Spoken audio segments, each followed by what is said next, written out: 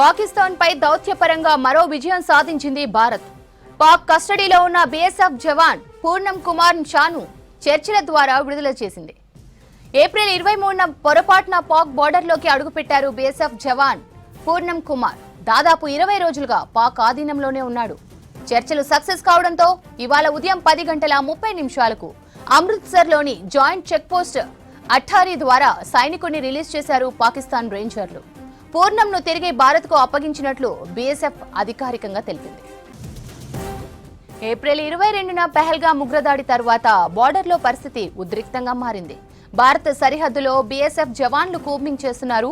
23న పంజాబ్లోని ఫిరోజ్పూర్ ఇండో పాక్ సరిహద్దులో కూంబింగ్ చేస్తున్న టైంలో బీఎస్ఎఫ్ జవాన్ పూర్ణం కుమార్ భారత సరిహద్దు దాటాడు.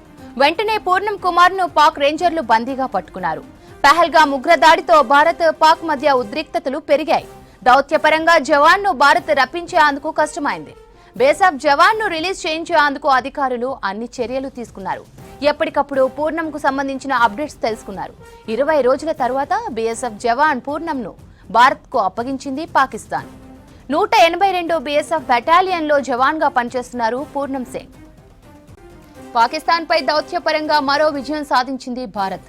పాక్ కస్టడీలో ఉన్న బీఎస్ఎఫ్ జవాన్ పూర్ణం కుమార్ షాను చర్చల ద్వారా విడుదల చేయించింది.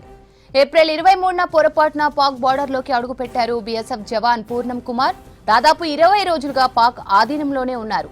చర్చలు సక్సెస్ కావడంతో ఇవాళ ఉదయం 10:30 అమృత్సర్లోని జాయింట్ చెక్పోస్ట్ అఠారీ ద్వారా సైనికుడిని రిలీజ్ చేశారు పాకిస్తాన్ రేంజర్లు. పూర్ణంను తిరిగి భారత్కు అప్పగించినట్లు బీఎస్ఎఫ్ అధికారికంగా తెలిపింది.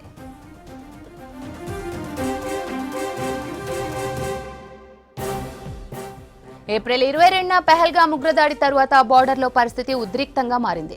భారత సరిహద్దులో బీఎస్ఎఫ్ జవాన్లు కూంబింగ్ చేస్తున్నారు.